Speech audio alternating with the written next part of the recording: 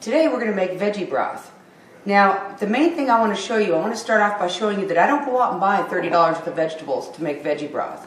When I make my vegetable broth, I compile it over a few months. I start off with some bean juice. When I make my beans, if I have leftover bean juice, don't throw it away, freeze it, label it, put it into your veggie broth. That way you've got some good bean vitamins in there. Corn juice. Anytime you make corn or do anything with fresh corn, you always got a ton of juice left over, save the corn juice. Tomatoes. If your tomatoes are starting to break down or do anything on the counter and you're not sure what to do with it, cook them down into tomato broth, tomato puree. I take the juice from my oven-dried tomatoes and I put all that in there. Anything that you can have that's left over, freeze it up and put it into vegetable broth. I save the ends of all my stuff, all my corn on the cobs. I cook them down, the ends of my asparagus, the ends of my broccolis. Anything that you are not desirable to eat is still good enough for your vegetable broth. Save everything, freeze it until you're ready to use it, and then we'll show you what to do with all this in a little bit. As your frozen bags are defrosting, that's when you want to roast your other vegetables. Today I don't have to roast much because, as you can see, I have a lot of frozen bags. It makes it so much easier if you plan ahead of time and freeze a little bit at a time. Today I'm just going to roast some carrots to add to all my other juices. So all you do is you put it in a roasting pan, add some water to the bottom of it, and it all depends on how much and how big. I usually add about 1 3/4 cups. Then I spray just a little bit of olive oil on the top, just so they don't dry out much.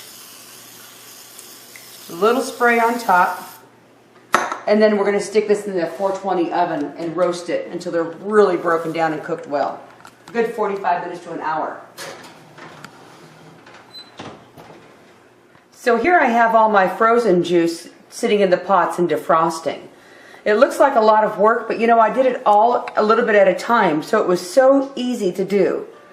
And with the juices, if you wait until it's in season, buy a whole bunch and then cook it all down as you're using it, it really, really pays off, and it really is so much easier. I'm doing absolutely no work right now. All I did was wait for these to defrost enough to get them out of the baggies, put them in the pans, and now I'm waiting for them to break down. Once they defrost down, I can fit them all into this one pan, and then I'll add the carrot juice to it. Now what I will do once these are all melted down, that's when I use my leftover corn on the cob. Most of the corn on the cob I've cooked down and it's already in the juice. But sometimes I get so much when it's on sale, 20 for $1, that I get a whole bunch, peel off the corn, freeze the corn, and then freeze the cobs. When you're ready to cook the cobs, let them defrost. You can either stick them in the oven, which sometimes they'll dry out. I just stick them right in the water. And while the juice is breaking down and melding together, I throw the cobs in there, let the cobs all break down, let all the juice come out, and then I take the cobs out at the end. Very quick and simple. And then you can compost the cobs. Now our carrots are fully done. Any vegetable that you're roasting in the oven to make for veggie broth, make sure they are totally, totally cooked. See how easily these carrots cut through? They're totally cooked. You want them to just almost be mushy, so they will cook totally up in your water. You want them to be very, very soft. So now that they're all soft, you want to add them to your water. This is the water I was cooking my corn on the cob in. And then I added a couple more veggies to it that were laying around. So just add your roasted veggies to the water that you were cooking your corn on the cob or whatever else in. And you want to add everything in there. And then we're going to cook this down too. Remember, as you're roasting your vegetables, to keep adding water to the bottom. Look at how flavorful this water is, just from some carrots and a couple asparagus. It's got so much flavor in it. You want to make sure that water stays in there so it'll help flavor your broth up. Now that we're down to one pot, we want to put our herbs in. Mix in all your herbs and let them cook in for a good 30 minutes or so. You don't want to boil it. You want it right before the boiling point to where it's nice and hot, so all the herbs will meld in with the juice. And once all that's done, then we'll start bagging up our broth after it's cooled down. We're now finished with our vegetable broth. Now we want to bag it up for freezing. The best thing to do is to do it in multiple quantities.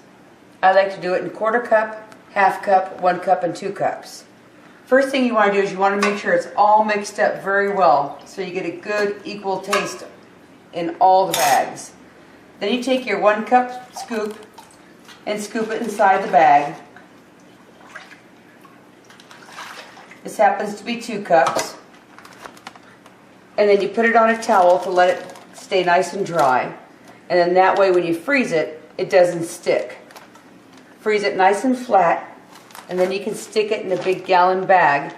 You can have this labeled 1 cup, 2 cup, half a cup, and quarter cup. And that tells you what's in this bag and the quantities that are in there. Remember to check my book, God's Menu, and my website, godsmenu.com, for all the recipes. Thank you.